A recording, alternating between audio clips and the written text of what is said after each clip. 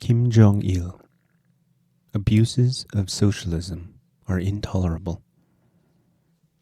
At a time when the imperialists and reactionaries are resorting to unprecedentedly vicious schemes against socialism, many misleading statements are being made about socialism. The enemies of socialism are abusing it, calling it totalitarian, barracks-like, and administrative and commanding, and are distorting the facts, pretending that the setback suffered by socialism is because its nature is such. The claim that socialism is totalitarian, barracks-like, and administrative and commanding is not in essence different from the pernicious anti-socialist propaganda which the imperialists have conducted since the first appearance of socialism in the world. The imperialists have always said that socialism is an inhuman society in which there is no freedom or democracy. The terms totalitarian, barracks-like, and administrative and commanding are a repetition of the imperialists' false propaganda against socialism that uses new words. The democratic idea, which a long time ago advocated freedom, equality, and human rights in opposition to feudal despotism, was transformed by the capitalist class into bourgeois democracy, which imposed and defended exploitation and subordination by capital. The imperialists made every possible effort to embellish bourgeois democracy, calling it liberal democracy. However, they could not conceal its falsity and reactionary nature, nor could they remove from the minds of the popular masses their aspiration and longing for socialism, which would provide them with genuine freedom and democracy. Nevertheless, the sophistry of its being totalitarian, barracks-like, and administrative and commanding, a repetition of the imperialists' vicious propaganda against socialism, has in recent years caused ideological confusion among the people in many socialist countries. The class enemies have even led socialism to collapse by fanning this ideological confusion and misleading public opinion. The collapse of socialism in many countries was an outcome of the conspiracy and collusion by the imperialists and counter-revolutionary forces, and a result of the ideological and cultural infiltration of imperialism and of the corrosive action of right opportunist ideas. Decisive to the collapse was the role played by the counter-revolutionary schemes of the renegades of socialism in those countries. In order to stifle socialism, the imperialists have for a long time been perpetrating every manner of destructive moves such as aggression and pressure, blockade and appeasement. At the same time, they have used as their stooges the degenerates and traitors to the revolution who appeared in the upper strata of the communist and working class movement. As the history of the international communist movement shows, and the ideological confusion and all the twists and turns within it are due to the fact that renegades of the revolution have appeared in its upper strata in the historical situation in which socialism had become a powerful material force. The imperialists attached greater importance to the strategy of undermining it from within and made vicious attempts to achieve this aim. In accordance with this strategy employed by the imperialists, the abuses of socialism were taken to an unprecedented level, and, at the same time, the criticism of socialism as being totalitarian, barracks-like, and administrative and commanding came into being. That such censure is a product of the imperialists' anti-socialist strategy has been proved by the fact that all the criminal acts aimed at destroying socialism with this as a pretext have been committed with the support of the imperialists and under their manipulation. Today, the schemes of the renegades to vilify socialism are becoming more heinous and frantic, their aim being to justify their perfidy and check the rebirth of socialism, that they are defaming socialism by calling it totalitarian, barracks-like, and administrative and commanding. Even now, when socialism has disintegrated and capitalism has revived in many countries, serves as clear proof that the renegades of socialism are the stooges of imperialism. It is sophistry to call socialism totalitarian, barracks-like, and administrative and commanding. Totalitarianism served as the political idea of fascist dictators. Notorious Hitler in Germany and Mussolini in Italy used totalitarianism as an ideological tool to justify their fascist dictatorship. The fascist dictators stamped out even the most elementary democratic freedom and rights of the masses of the working people and enforced unprecedentedly tyrannical policies. behind the misleading name of National Socialism, claiming that for the sake of the whole nation and the whole state, no working class movement and no class struggle could be permitted.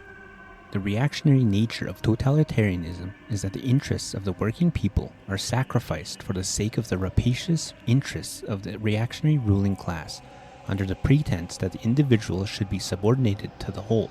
What is meant by the whole in totalitarianism is not the whole of the popular masses, but a tiny handful of privileged circles such as monopoly capitalists, major landowners, reactionary bureaucrats, and warlords.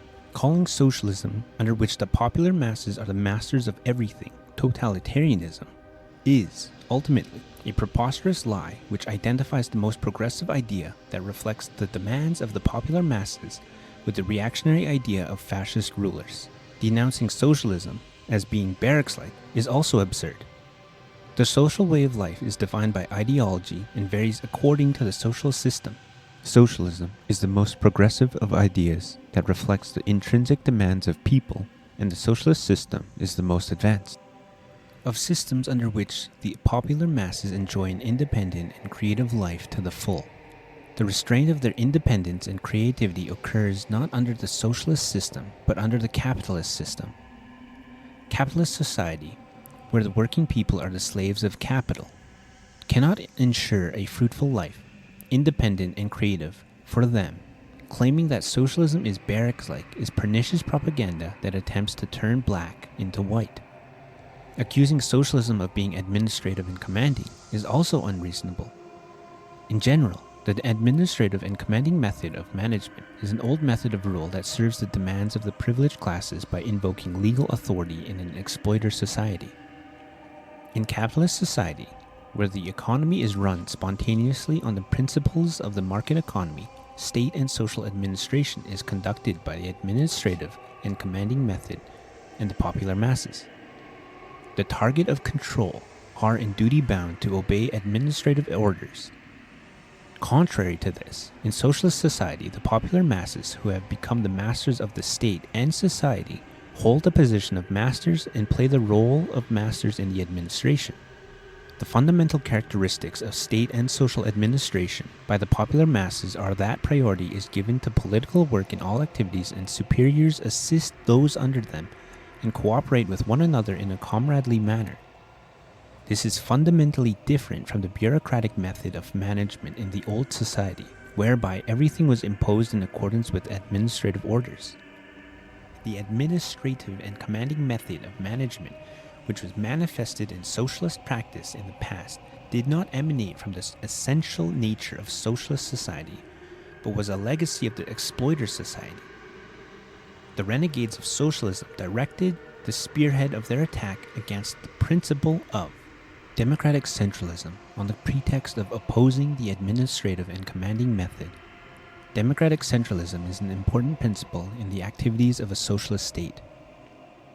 In socialist state activities, democracy and centralism are organically combined, and herein lies an important characteristic of socialist state activities.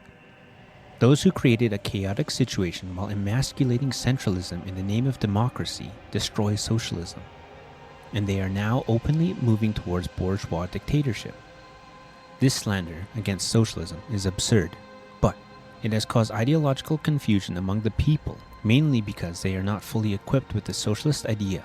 Of course, it was not easy to identify the reactionary nature of the slander from the outset, because it was conducted craftily in the guise of socialism. But if a proper yardstick had been prepared by developing and perfecting the socialist theory, and if the popular masses had been equipped with the socialist idea, they would not have been easily shaken by such sophistry. If the socialist cause is to be defended and completed, the socialist idea should be developed and perfected constantly, and the popular masses should be equipped with it so that they accept socialism as their unshakable conviction. They will keep faith in socialism only when they are convinced of the justness of the socialist cause. The great leader, Comrade Kim Il-sung, created the Juche idea and, on this basis, has developed and perfected the socialist idea.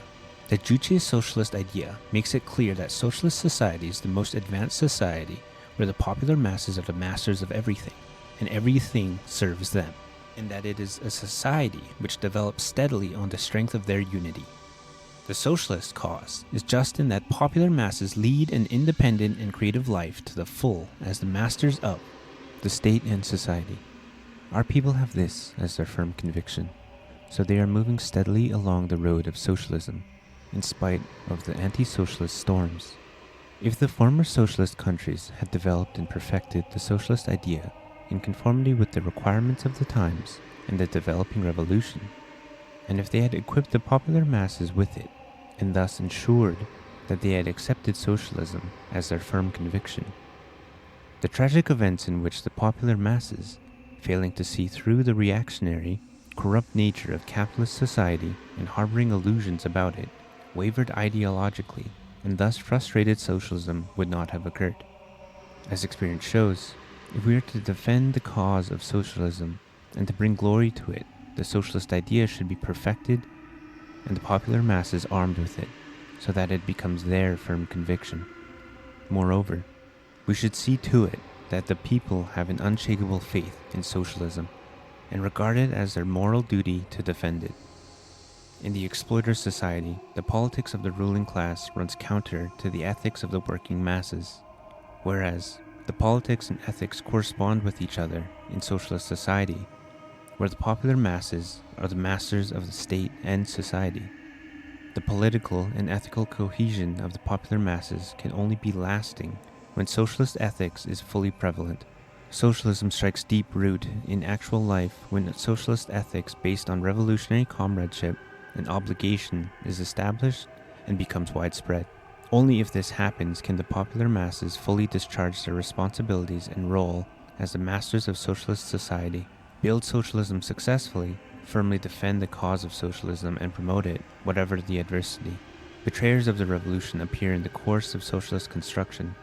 Because they have not made socialism their faith or ethics, the cause of socialism is that of the people, and a betrayal of the socialist cause is a betrayal of the people.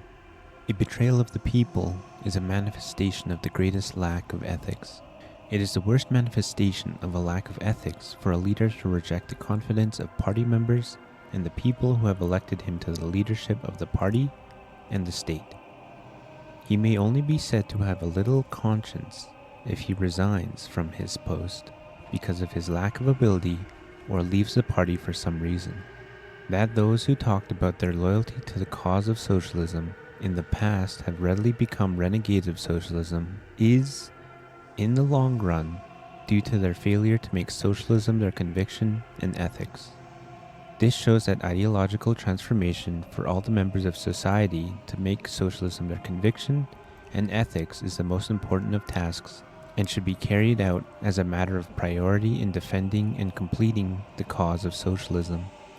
Ideological transformation should be conducted in close combination with the practical struggle to build socialism.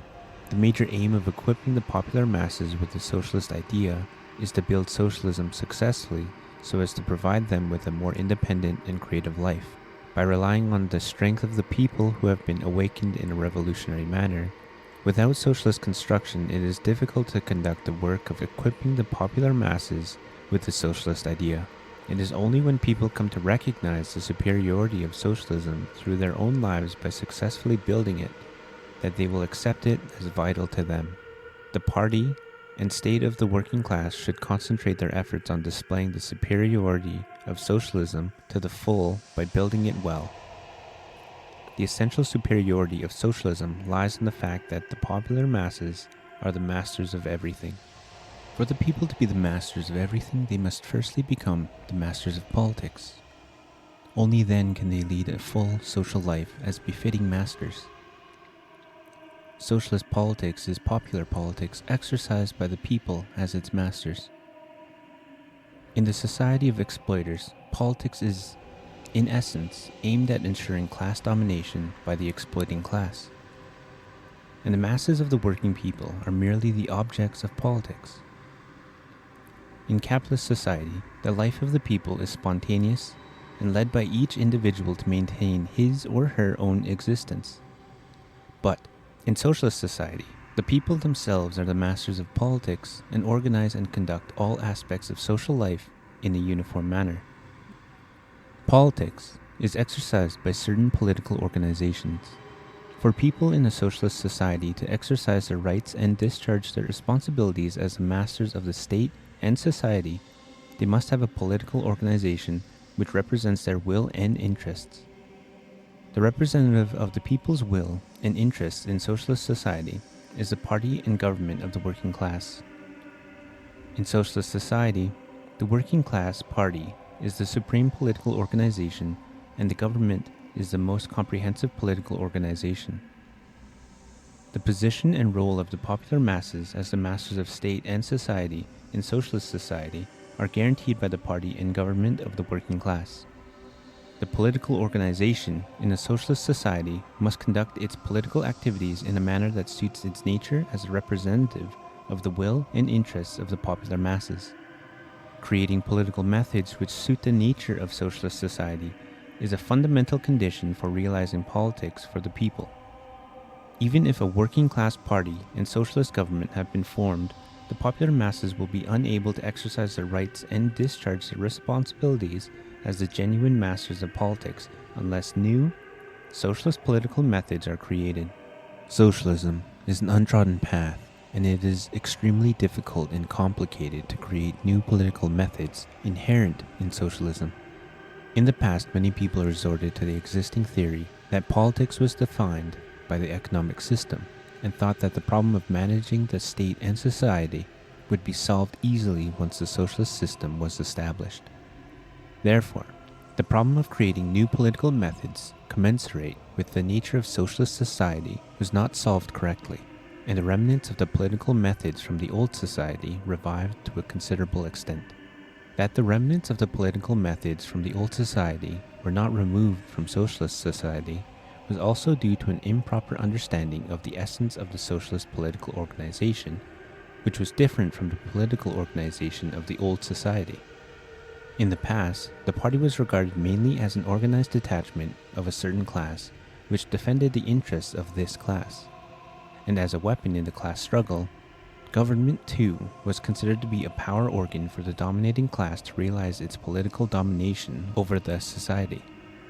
Therefore, in the building and activities of the party and government, the main attention was paid to enhancing their functions and role as a weapon in the class struggle and as the executor of power. The essence of the working class party and socialist government lies, above all, in that they serve the people. Only when the working class party and socialist government adhere to the stand of serving the people can they conduct a class struggle and exercise political power properly to meet the requirements of the popular masses for independence. That they serve the people is the essence and superiority of the working class party and government, which are fundamentally different from the party and government of the exploiting class. In the activities of the working class party and socialist government, serving the people, even the slightest trace of seeking privilege is intolerable. In its nature, socialism rejects every manner of privilege. In the past, the abuse of power and bureaucracy were evident in socialist practice. This was because the building of the party and government was not conducted properly, as required by their mission as servants of the people. The abuse of power and bureaucracy are products of the anti-socialist idea, an expression of anti-socialist methods. If the mass line is implemented thoroughly under the correct leadership of the working class party in socialist society, so that the popular masses occupy the position of masters of the state and society and play their role as such to the full, it is possible to eliminate the abuse of power and bureaucracy. In order to eliminate the abuse of power and bureaucracy in socialist society, all officials should have the spirit of serving the people faithfully. The slogan, "We serve the people," put up by our party clearly shows the attitude and stand officials should adopt in dealing with the people and how they should work for the people. Our experience proves that when the ideological education and ideological struggle are conducted vigorously among officials to improve their methods and style of work, it is quite possible to eliminate the abuse of power and bureaucracy, which are vestiges of the old society. Unless ideological education and an ideological campaign are conducted to put an end to the abuse of power and bureaucracy, they will be fostered and grow and not disappear. If the abuse of power and the bureaucracy are allowed to grow in socialist society, they will alienate the popular masses from the party and state, and the enemies of socialism will exploit this. The situation in those countries in which socialism has collapsed shows this. In every country, the people demanded socialism free from the abuse of power and bureaucracy. They did not demand capitalism. But in some countries, the party and government were discredited in the eyes of the people due to the abuse of power and bureaucracy. Taking advantage of this, acts of betrayal were committed in order to instigate people to oppose the socialist ruling parties and socialist power by misleading them with the preposterous slander that socialism was totalitarianism, and with the promise that they would be provided with humane and democratic socialism. What the people have got as a result of the collapse of socialism is not humane and democratic socialism, but capitalism, under which exploitation, oppression, and social inequality are dominant, and every type of crime and social evil prevails. In those countries where socialism collapsed and capitalism was revived, the abuse of power and bureaucracy have not disappeared, but have become institutionalized and legitimized, and are now socially prevalent. An intrinsic superiority of socialism lies in the fact that under it, everything serves the popular masses. That everything serves the people means that, in socialist society, all party and state activities are geared to providing the people with genuine freedom and rights, as well as with an affluent and cultured life. The enemies of socialism use the vicious slander that the independent and creative life which the party and the state provide for the popular masses, in a responsible manner, is a barracks-like life. Socialism provides the people with a rich and cultured life. The long-cherished desire of the people to live free from any worries can only be realized in a socialist society in which the party and the state take responsible care of the people's life. In a capitalist society, a carefree life for the working people is inconceivable. In this society, even those who are fairly well-to-do are always fearful of sudden bankruptcy, job loss, and poverty. Living a prosperous life in idleness without any thought for others cannot be regarded as a genuine human life. A worthwhile and happy life that conforms to the intrinsic requirements of the people is a creative life which they lead to transform the world. It is a sound and equitably prosperous life which is enjoyed by every person. It is only through such a life that people can feel pride in being the masters of the world and worthy as equal members of the society. A creative, sound, and equitable life which conforms with the intrinsic requirements of people can be fully put into effect only in socialist society, in which the party and the state are responsible for the life of the people. The most important aspect of people's lives is to realize the demand of their political integrity, to unite and cooperate with one another amid the love and trust of the social community. People cannot lead a life worthy of human beings and develop their political integrity in capitalist society in which the dignity and personality of the working people are trampled underfoot without scruple because of the privileges enjoyed by capital. It is only in socialist society in which every manner of privilege has been eliminated and genuine freedom and rights are guaranteed for them under the leadership and care of the party and the state that they can lead a life worthy of human beings that meets the demands of their political integrity. Socialism provides every condition for people to lead a stable life under a well-regulated social order. The socialist order of life is a revolutionary order which enables the popular masses to lead a peaceful life free from infringement under the protection of the party and the state. It is collectivist order which is maintained by the people of their own free will. Destroying the socialist order of life is a criminal act which makes the popular masses the victims of crime and social evil.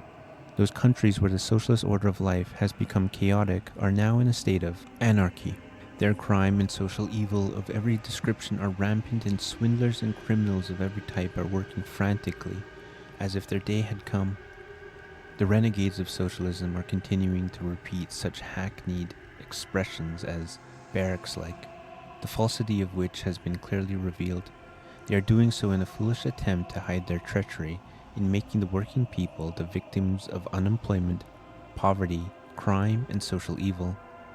Another intrinsic superiority of socialism lies in the fact that the society continues to develop through the united strength of the popular masses.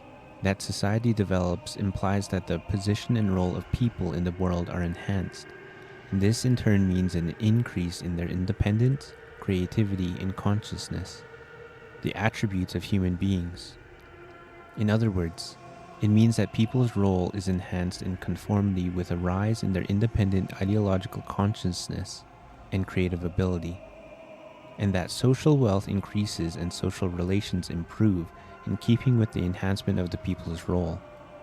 Therefore, whether a society has the potential to develop depends on whether it enables people's independence, creativity, and consciousness to be displayed more fully. Independence and creativity for people are guaranteed by their consciousness. Therefore, it can be said that consciousness plays a decisive role in the activities of a human being. This means that ideological consciousness plays a decisive role in human beings' activity. Ideological consciousness reflects the requirements and interests of a human being and, as such, defines the goal and direction of his or her activities, as well as his or her will and fighting ability. Therefore, the basic factor giving impetus to social development is always ideological consciousness. The ideological consciousness which powerfully promotes social progress is independent ideological consciousness. And the ideological consciousness at the highest level of the development of people's independent consciousness is socialist ideology. It is beyond dispute that socialist society, which is developing through the high level of the revolutionary consciousness and creativity of the popular masses who are equipped with the socialist ideology, is the society with the greatest capacity for development. The establishment of the socialist system creates the social and economic conditions for all the members of the society to unite and cooperate on the basis of one ideology. However, unity and cooperation among the people cannot be achieved spontaneously. In order to strengthen the unity and cohesion of the whole of society, education in socialist ideology must be improved among them. In the past, however, the remolding of people's ideological consciousness was neglected in socialist practice because of the failure to understand that the basic driving force for the development of a socialist society lies in unity and cooperation among the people based on a high degree of ideological consciousness. In particular, there were tendencies to raise people's enthusiasm for production by means of such economic levers as material incentives, seeking the driving force for the development of the socialist economy in adapting the production relations to the character of the forces of production. Of course, the lever of material incentives may be used in socialist society because it is transitional. But this lever must be used on the basis of giving priority to education in socialist ideology. In other words, the principle must be maintained of putting the main stress on political and moral incentives, and properly combining material incentives with them. If, instead of doing so, emphasis is put merely on material incentives, this will reduce people to egoists who seek only their own interests, with the result that society will stagnate and the foundations of socialism will be destroyed. In those countries which abandoned education in socialist ideology and encouraged egoism, the building of the socialist economy floundered and, taking advantage of this, the leadership of the working class party and state over the socialist economy was rejected on the excuse of opposing the administrative command system, and the capitalist market economy was introduced. Political leadership and the centralized and systematic guidance of the economy is a basic task for the working class party and state in socialist society. This is because they are in duty bound to take care of the popular masses. For the working class party and state to abandon their function of guiding the economy means ignoring their responsibility in taking care of the livelihood of the popular masses. The way the party and state should give guidance to the economy in socialist society may differ from one country to another, according to their specific situation and the requirements of the developing revolutions, but they must on no account abandon their guidance of the economy. An economy without guidance from the working class party and state is not a socialist economy, and a society which is not based on the socialist economy cannot be called a socialist society. How much scope is given to the superiority of the socialist economy depends on how the party and state give guidance to it. Our experience shows that the economy can be managed particularly well in keeping with the intrinsic nature of socialist society when, in the management of the economy, the collective guidance of the party committee is ensured, the mass line is implemented, political work is given precedence in all undertakings, and the revolutionary method of work and popular style of work are established among officials. The renegades of socialism are converting socialist ownership into private ownership, claiming that the administrative command system relies on the absolute dominance of state ownership. The socialist ownership, which consists of state and all people ownership and cooperative ownership, forms social economic foundations which enable the popular masses to occupy the positions of masters of the state and society and play their role as such. It is clear that if socialist ownership is dissolved and converted into private ownership, the means of production, having been privatized, will be concentrated sooner or later in the hands of privileged people, speculators, and a handful of other exploiters, no matter what the method of privatization may be.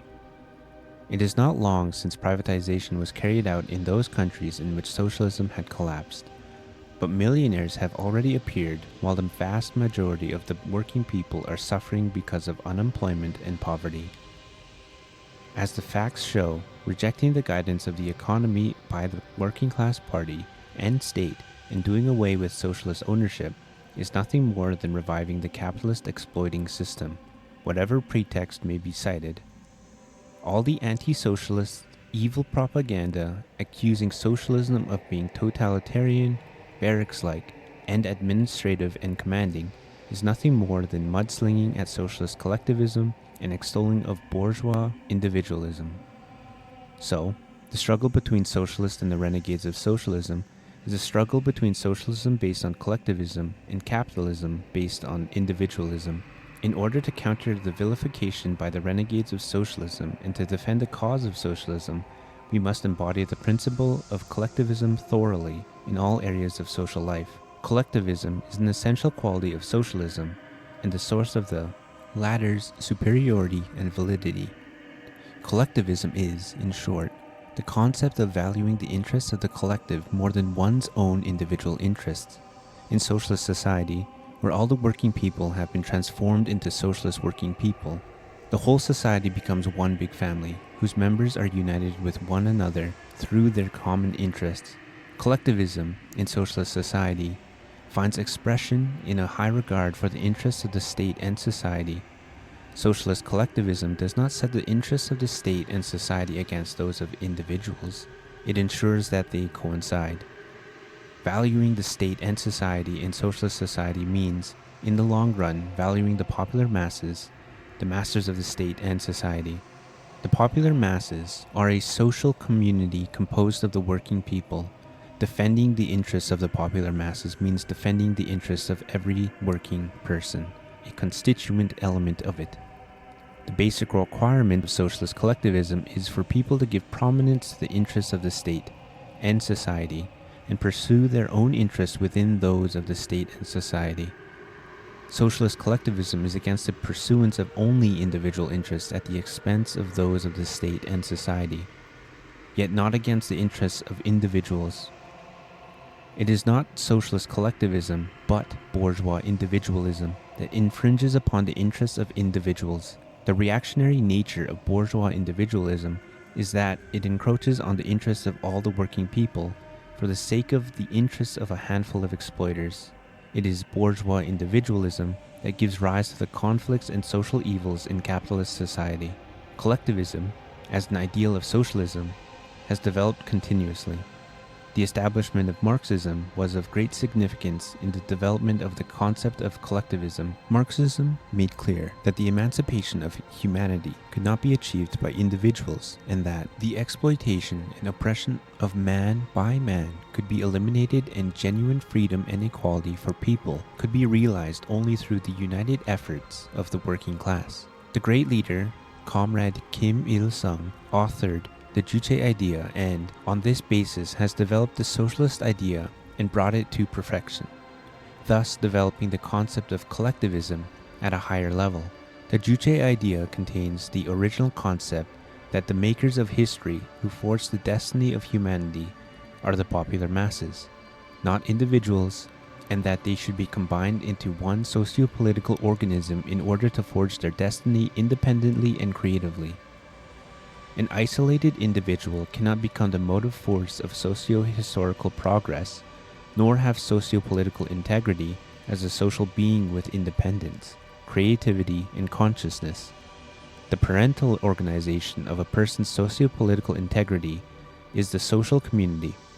It is only when an individual, as a member of the social community, joins his fate with that of the community that he can have socio-political integrity, which is different from the physical life, and live and develop independently and creatively as the master of his own destiny. In a social collective in which the people, the makers of history, are combined into one socio-political organism, the principle of comradely love and revolutionary obligation holds sway in the relations between individuals and between the collective and individuals, the principle of sharing life and death, and of devoted service to one another. The expression of the relations of comradely love and revolutionary obligation between the collective and individuals sharing life and death is socialist collectivism, which embodies the principles of one for all and all for one. Our socialist society based on the Juche idea is the society in which socialist collectivism is most thoroughly embodied. Our party's collectivist idea was formed during the anti-Japanese revolutionary struggle organized and led by the great leader Comrade Kim Il-sung.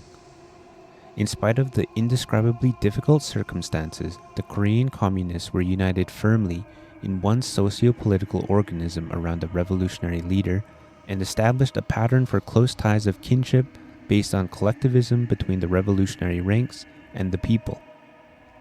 Through two stages of social revolution in our country, the social sources of the impeding of collectivist unity and solidarity among the people have been eliminated, and socialist construction and collectivist education have developed in depth. As a result, all the people form a socio-political organism firmly united behind the party and the leader, an independent motive force for the revolution, and the collectivist way of life based on comradely love and revolutionary obligation has been brought into full play in all fields of social life. Our people are now occupying the positions of masters of the state and society in all fields of social life, such as politics, the economy, and culture, and are discharging their responsibilities and role as masters.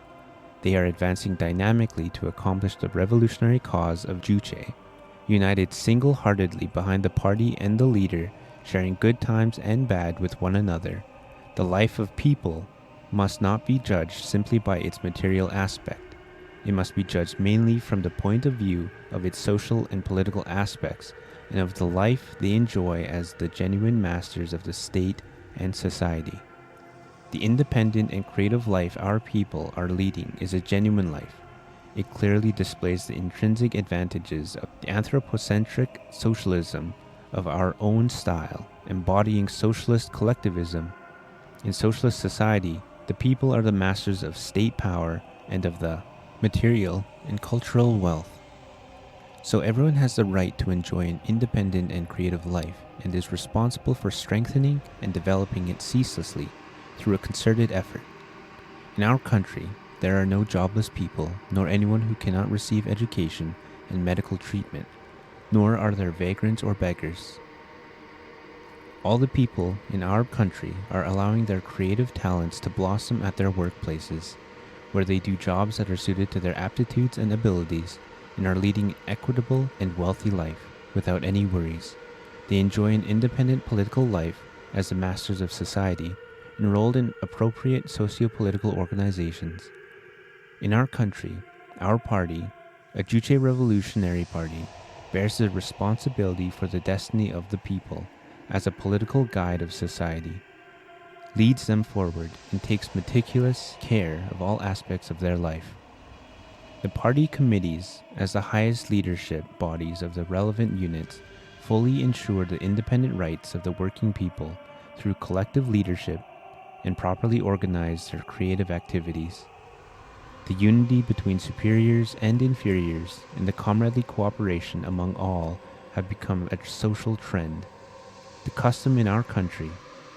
The party serves the people, and the people, upholding the party's leadership, share good times and bad with one another.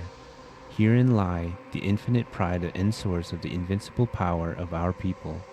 Our socialism is unshakable, whatever the storm. This is because the single-hearted unity of the leader, the party, and the people has been realized, and the people are building a new life in conformity with their independent demands under the guidance of the party and the leader. It is extremely foolish to slander the new life of socialism by reviving outdated ideas, which have already been buried by history. The value of the new can be measured only with a new yardstick. The reality has shown clearly, once again, that the way of thinking of those who preach the return to the old is not new. It is ridiculous for them to talk about a new way of thinking, while being unable to distinguish collectivism from totalitarianism. It is a farce to revive capitalism while distorting the reality of socialism with an outmoded way of thinking and an old yardstick. We must derive a proper lesson from the setback faced by socialism in some countries and resolutely reject all the slander leveled by fools, and we must advance more vigorously towards the bright future of humanity, displaying such intelligence and courage as to turn misfortune into a blessing.